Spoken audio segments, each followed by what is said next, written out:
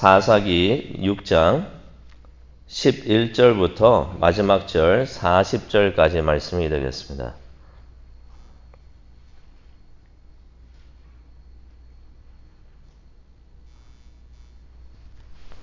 하지만 말씀이 좀 긴 관계로 우리가 38절부터 40절까지의 말씀을 33절부터 40절까지의 말씀을 우리 다 함께 봉독하도록 하겠습니다. 사사기 6장 33절부터 40절까지의 말씀을 우리 다 함께 봉독하도록 하겠습니다. 다 찾으셨으면 우리 함께 읽도록 하겠습니다. 그때 미디안과 아말렉과 동방 사람들이 다 함께 모여 요단강을 건너와서 이스라엘 골짜기에 진을 친지라. 여호와의 영이 기드온에게 임하시니 기드온이 나팔을 불매 아비에셀이 그 뒤를 따라 부름을 받으니라. 기드온이 또 사자들을 온 므낫세에 두루 보내매 그들도 모여서 그를 따르고 또 사자들이 아셀과 스불론과 납달리에 보내매 그 무리도 올라와 그를 영접하더라. 기드온이 하나님께 여쭈되 주께서 이미 말씀하신 같이 내 손으로 이스라엘을 구원하시려거든 보소서 내가 양털 한 뭉치를 타작마당에 두리니 만일 이슬이 양털에만 있고 주변 땅은 마르면 주께서 이미 말씀하신 같이 내 손으로 이스라엘을 구원하실 줄을 내가 알겠나이다 하였더니 그대로 된지라. 이튿날 기드온이 일찍 일어나서 양털을 가져다가 그 양털에서 이슬을 짜니 물이 그릇에 가득하더라. 기드온이 또 하나님께 여쭈되 주여 내게 노하지 마옵소서 내가 이번만 말하리이다. 고하옵나니 내게 이번만 양털로 시험하게 하소서.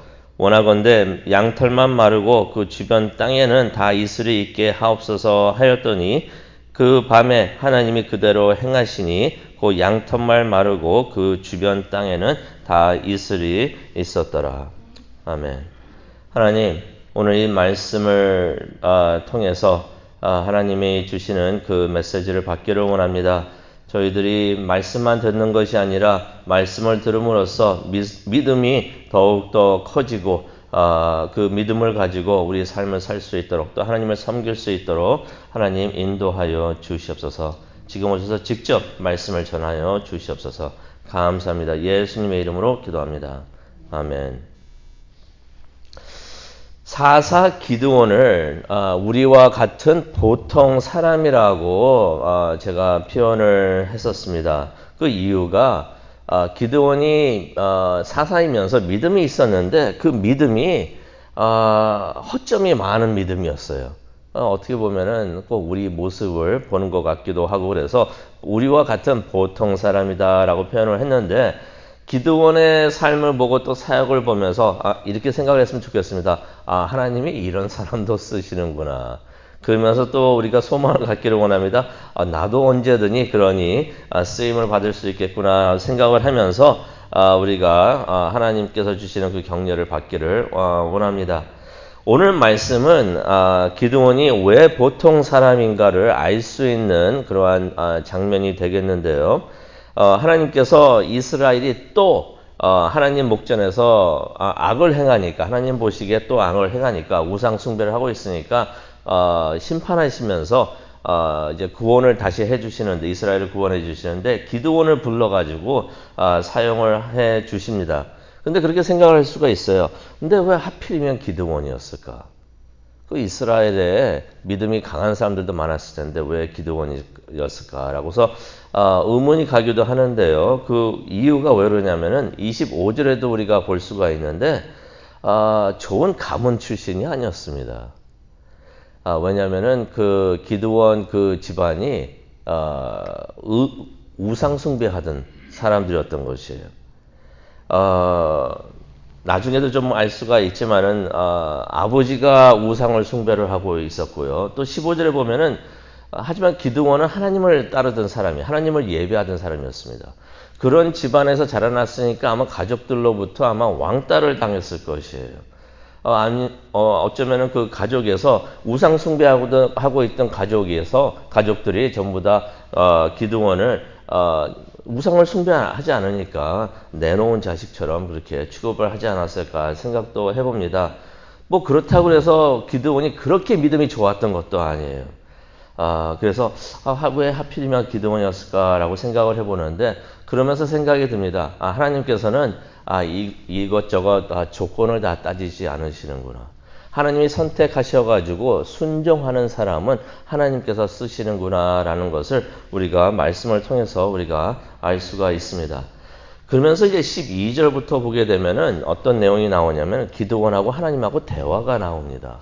이 대화를 한번 잘 생각해 보시기를 바랍니다. 12절 보니까 여호와의 사자가 기드온에게 오졌다라는 말씀이 있습니다. 그전에도 말씀드렸던 것처럼 여호와의 사자는 누구라고 그랬죠?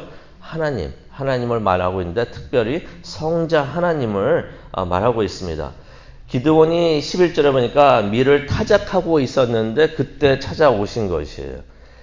기드온이 사사가 되기 전에 직업이 무엇이었는가를 우리가 알 수가 있는데 농부였던 것을 우리가 알 수가 있습니다. 근데 하나님의 사자가 오셔가지고 12절에 보니까 이런 말씀하십니다. 하나님께서 너와 함께 하신다라는 말씀을 하십니다. 이거 참 은혜의 말씀이죠. 하나님께서 우리와 함께 하실 때 우리가 두려울 것이 하나도 없을 줄로 믿습니다. 하나님이 그렇게 함께 하신다라고 말씀을 하시는 것이 이건 축복의 말씀입니다. 그러면은 기드온이 뭐라고 대답을 해야 될까요? 감사합니다. 할렐루야 하면서 아멘 하면서 그렇게 대답을 해야 되는데 13절을 보니까 기드온이 뭐라고 말을 합니까? 하나님, 그게 하나님이라고 하지 않았죠.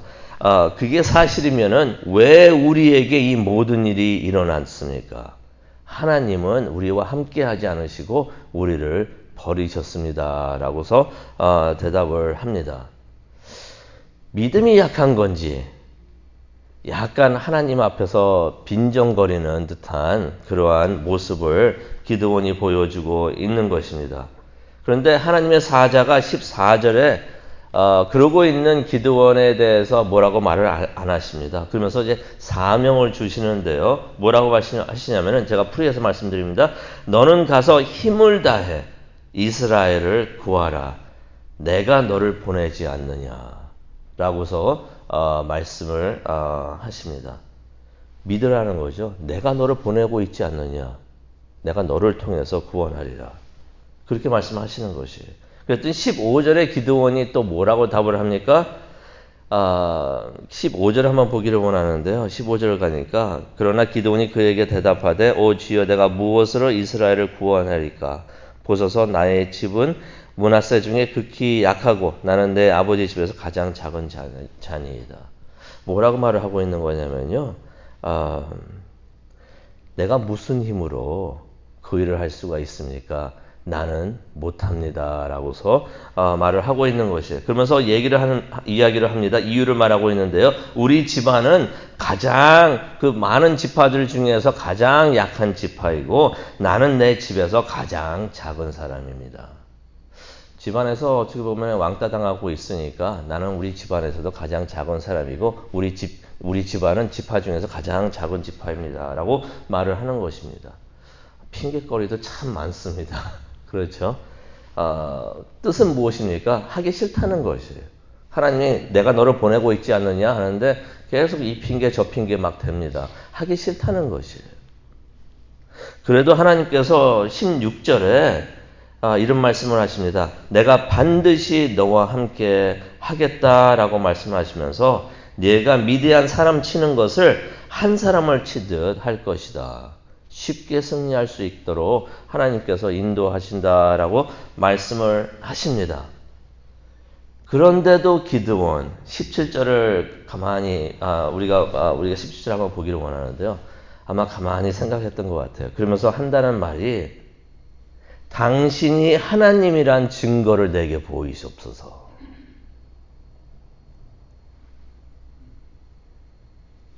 당신이 나한테 말하고 있는 당신이 하나님이란 증거를 나에게 보이시옵소서. 그러면서 기드온이 뭐라고 그러냐면요. 하나님의 답을 기다리지도 않습니다. 18절을 가기를 원하는데요. 내가 예물을 가져올 테니 그때까지 기다려 주십시오. 그런 말을 합니다. 예물을 재단에 바칠 예물을 가져올 테니 그때까지 기다려 주십시오. 라는 말을 18절에 합니다. 근데 이게 참 어떻게 보면은, 하나님께서 뭐라고 그러셔도 그냥 계속 축복하시고 내가 너를 사용하겠다 이런 말씀하시는데도 계속 이루고 있잖아요. 어떻게 보면은, 참 싸가지가 없는 말을 하나님 앞에서 하고 있는 것이에요. 그러면서 그런 생각이 들어요. 하나님 참 뭐가 아쉬워서 이런 기드원을 사용하려고 하실까. 그리고 우리가 한 가지 더 생각하기를 원하는데요. 예물을 가지고 온다고 그랬잖아요. 그때 상황이 어땠었냐면은, 미디안이 막 쳐들어와 가지고 막 음식물도, 농작물도 막 뺏어가고 막 그러고 있으니까 먹을 것도 없었을 때였던 것입니다. 또 우리가 어저께도 봤던 것처럼 가축도 막 약탈해 가니까 가축도 없었던 때였던 것이에요. 그런 상황에서 가서 예물을 가지고 온다는 것은 그러한 제물로 사용할 가축이 참 찾기도 힘들었을 때였는데, 그런 귀한 가축을 나가서 그때 가서 구하고 또 제물로 사용하기를 원한다면 또 준비를 해야 되는 것이에요. 그걸 다 준비해 가지고 오겠다는 것입니다. 그때까지 기다리라는 것이에요. 최소한 2-3시간은 아마 필요하지 않았을까 그렇게 생각을 합니다. 그런데 하나님께서 19절 보니까 기다리십니다. 하나님께서 기드온이 그렇게 하기까지 가만히 그냥 기다리시는 것이에요. 그런데 21절을 보게 되면요, 기드온이 예물을 하나님께 바치면서 예물이 불에 타고 있고 그러면서 이제 하나님의 사자가 사라지는 것을 보게 됩니다. 그때 기드온이 이분이 하나님이셨구나 라는 것을 깨닫게 되고서 그때서야 믿게 되는 것입니다. 그런 다음에 기드온이 근심하게 됩니다. 22절에 나오죠. 나 이제 죽었구나. 내가 하나님을 봤다라면서 나 이제 죽은 목숨이구나 라고 그렇게 생각을 합니다. 그랬더니 하나님께서 23절에 안심하라고 하시면서 너는 죽지 않을 것이다 라고 하나님께서 말씀을 하십니다. 그때서야 기드온이 안심을 하고서 24절에 보면은 그곳을 여호와 살롬이다 라고서 불렀던 것입니다. 여호와 살롬이라는 것은 하나님은 평안이시다, 평강이시다 라고서 말을 하고 있는 것입니다. 그때 하나님께서 기드온에게 사명을 주시는데요. 25절과 26절이 되겠습니다. 뭐라고 말씀하시냐면요. 네 아버지가 섬기는 바알 제단을 헐어라 라고 말을 하고 있는 것이에요. 그 기드온의 아버지가 우상을 숭배하고 있었던 사람인 것입니다. 그래서 그 바알 제단 옆에는 아세라 여신상도 있었는데 그것도 찍어버려라 라고 말씀을 하십니다. 그리고 하나님을 위한 제단을 쌓고 번제를 드려라 라고 말씀을 하시는데, 번제를 드리려면 나무를 태워야 되잖아요. 그 나무를 어떤 것을 사용하라고 말씀하시냐면은 아세라 우상을, 꺾은 그 아세라 우상을 사용해서 하나님께 번제를 드려라 라고 말씀을, 하나님께서 명령을 내리시는 것입니다. 기드온이 이때쯤 와서는 달라진 모습을 보입니다. 하나님께서 그렇게 말씀을 하시니까 군말 없이 순종을 합니다. 그런데 27절을 보니까요, 그 하나님께서 그 우상 같은 것을 찍어버리고 그렇게 하나님께 번제를 드려라 하는데 그것을 27절에만 보시면은 밤에 했다라는 말씀이 나옵니다. 그 이유가 뭐 때문에 그러냐면은 낮에 그 일을 하게 되면 사람들이 다 보게 되잖아요.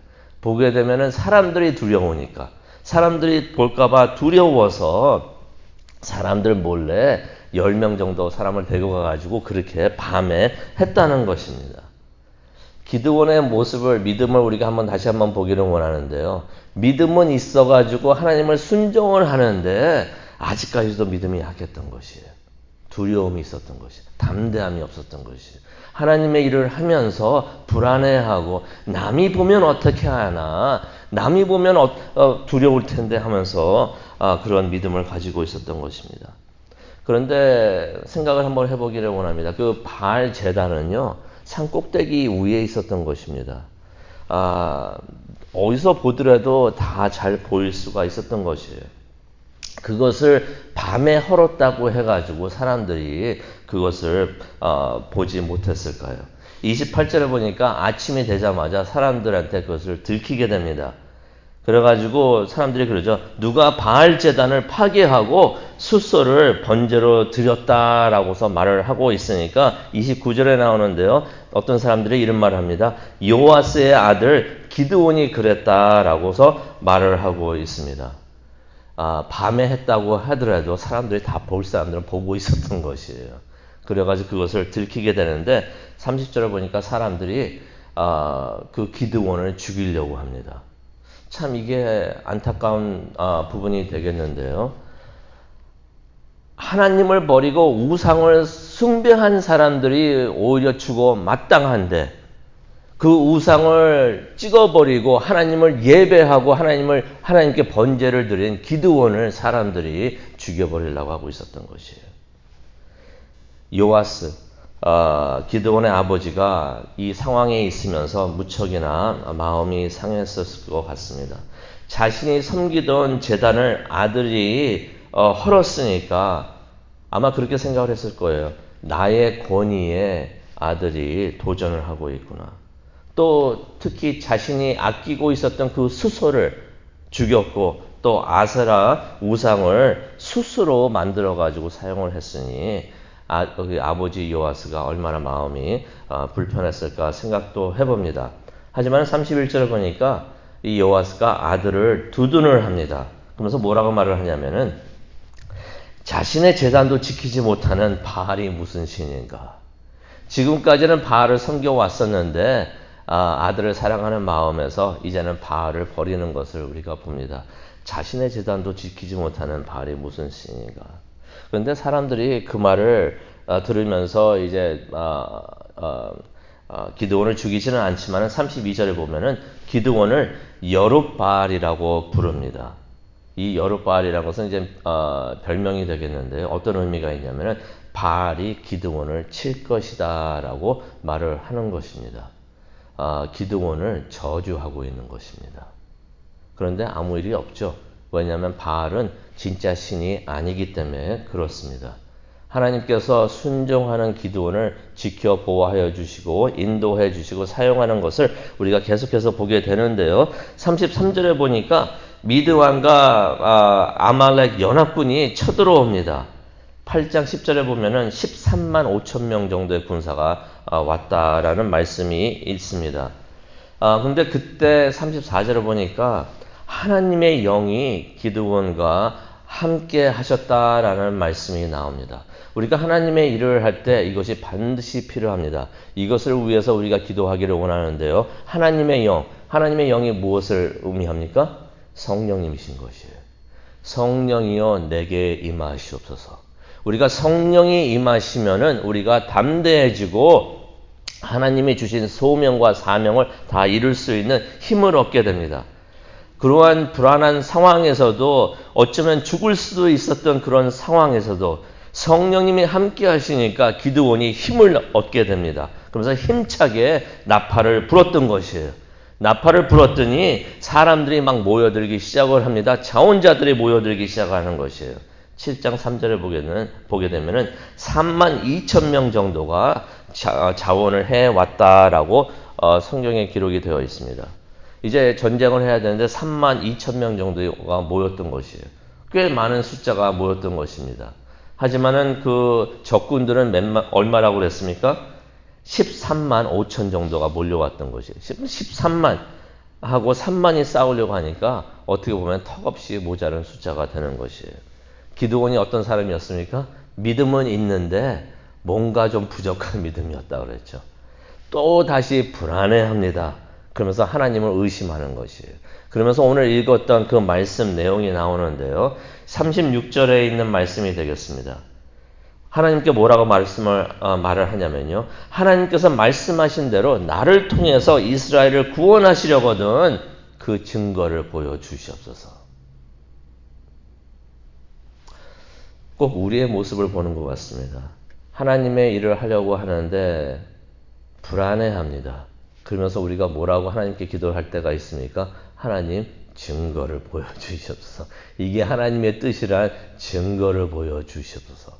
그 전까지 하나님께서 말씀을 통해서 여러 가지 일들을 통해서 보여주시고 알려주셨는데 그래도 불안해하면서 하나님한테 증거를 보여달라고 합니다. 이거 보여주시면은 내가 하겠습니다. 기드온이 그래서 뭐라고 말합니까? 37절에 나오죠. 양털을 땅에 두겠는데 아침에 양털에만 이슬이 있게 해 주옵소서. 땅은 다 마르고 양털만 젖게 해 주시옵소서. 그랬더니 하나님께서 그대로 다 들어주셨습니다. 그러면은 알겠습니다 하면서 순종을 하면서 나갔어야 되는데 기드온이 또 하나님께 증거를 달라고 합니다. 39절에 나오는 말씀이 되겠는데요. 본인도 이 말을 하면서 약간 불안했던지 하나님 화내지 마시고요. 화내지 마시고 이번만 또 들어주시옵소서. 이번에는 양털은 마르고 땅만 젖게 해 주시옵소서. 그러면 내가 믿겠습니다 라고서 말을 합니다. 그런데 40절을 보게 되니까 하나님께서 그대로 행해 주셨다라는 말씀이 있습니다. 오늘 이 말씀을 가지고 우리가 기도하는 시간을 갖고자 합니다. 우리가 하나님의 뜻을 알고 싶어 합니다. 또 알고 여러 가지 결정을 하면서 하나님의 뜻을 우리가 깨닫고 그대로 행하기를 원하는데 우리가 어쩔 때는 기드온처럼 양털의 증거를 하나님께 요구할 때가 있습니다. 하나님, 이거 보여주시면 그러면 내가 하겠습니다. 근데 우리가 깨닫기를 원합니다. 기드온이 사사였지만 기드온이 한 행동들이 다 올바른 것이 아니었던 것이에요. 기드온의 양털은요, 하나님의 뜻을 아는 방법이 아니었습니다. 그래서 우리가 기드온처럼 양털을 사용해서 하나님의 뜻을 알고자 하지 않았으면 좋겠습니다. 기드온이 사용했던 그 양털은요, 의심의 상징이었던 것이에요.